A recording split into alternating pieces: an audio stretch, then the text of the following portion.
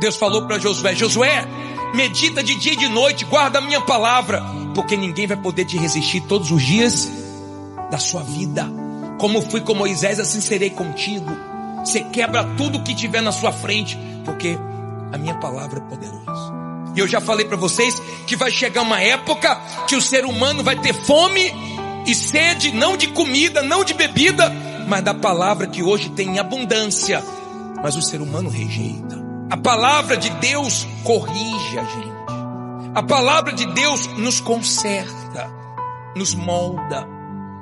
Quando você ouve a palavra, você enxerga o que você precisa mudar. E quanto mais você lê, medita, guarda, pratica, mais ela te muda. Todos que desprezaram a palavra foram destruídos. Todos que guardaram a palavra venceram tudo que se levantaram contra ele.